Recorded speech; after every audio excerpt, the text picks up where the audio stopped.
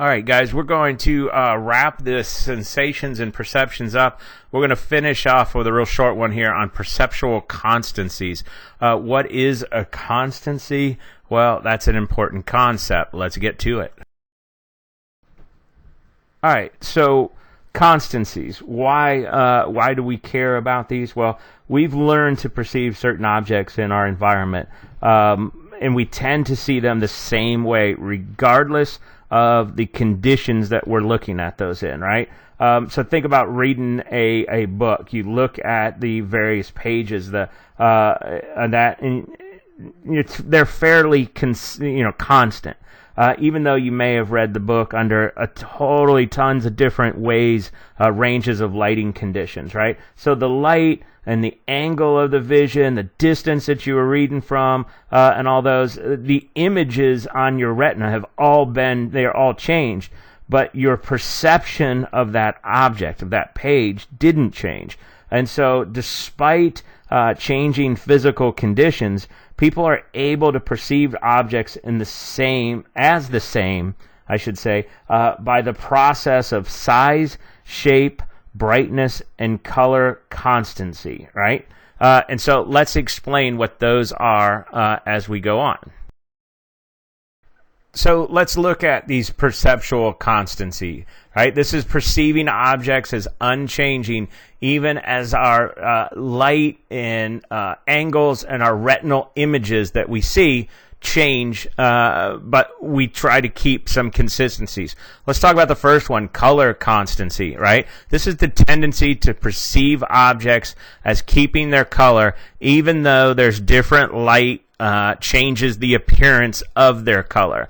And so if you look at this shirt, you probably say, if I ask you what color is this shirt, you say it's orange, right?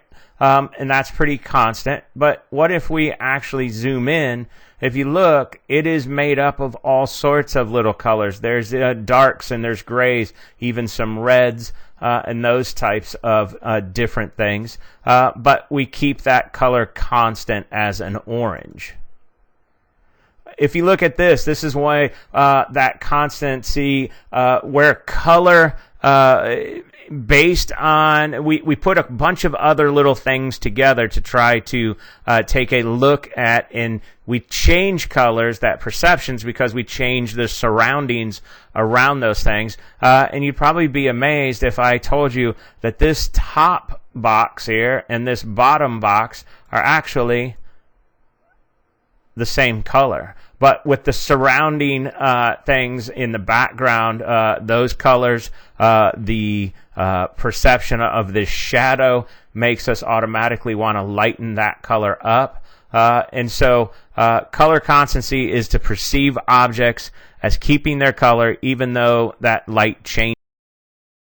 Alright, so the world has seemingly become utterly divided on this dress. What colors do you see? On the one hand, we have team black and blue, on the other, team white and gold. We asked on Twitter and got hundreds of responses for both white and gold and black and blue. For what it's worth, we both saw black and blue and thought this was a massive prank at first. So how can it be possible for people to see it so differently? It's a phenomenon known as color constancy. Take this cube, for example. The middle square on the top appears to be a shade of brown, while the one on the side looks much more orange. But in actuality, they're both the exact same color. We promise we haven't cheated here or done any trick photography. Instead, our brain looks at the context, sees a shadow, and instantly thinks, oh, shadows make objects appear darker. And so the brain compensates and interprets the square as lighter than it appears, until the shadow is taken away.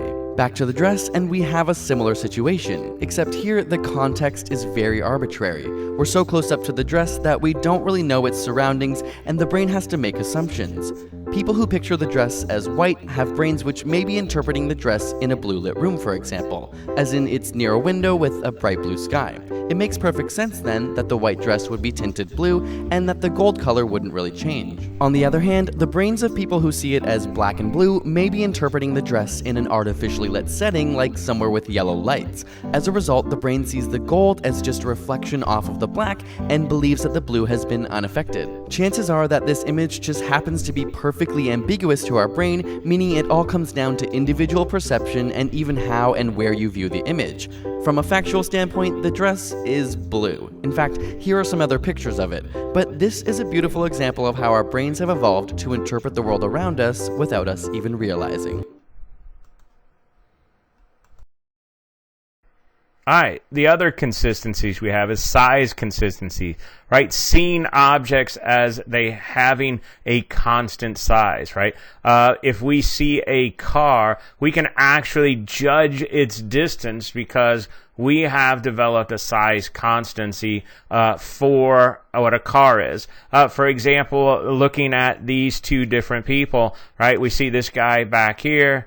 We see this guy in the front. They are roughly the same size, or at least our brain can tell us that they are, and that this guy is not incredibly small just because he is so much further away.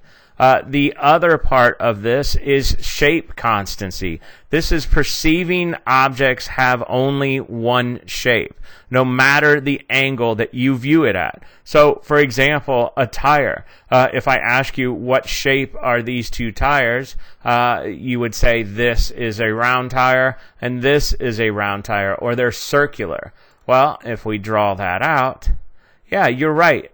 To us, we see them as circular. However, in this actual image of that tire, it's actually one is a circle, the other is an oval. But we've got this perceptual constancy of shape that we aren't going to give up.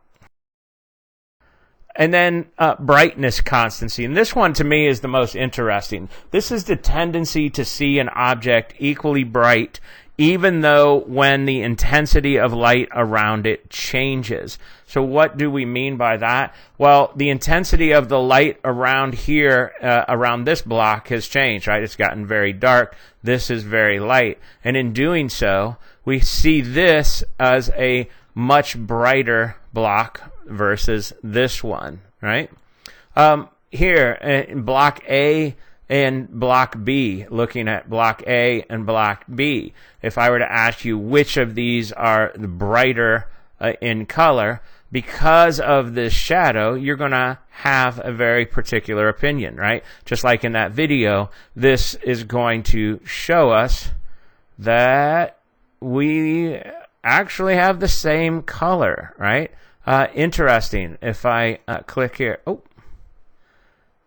and then finally, I guess, to end this, understanding that we have these perception constancies so that we can go through life and we can make our perceptions, even though the retinal images are different, we can build some constancies in color, size, shape, and brightness. All right, that's everything I wanted to teach you on this one. Go back through the book, check it out, and we'll keep moving on. Thanks, guys.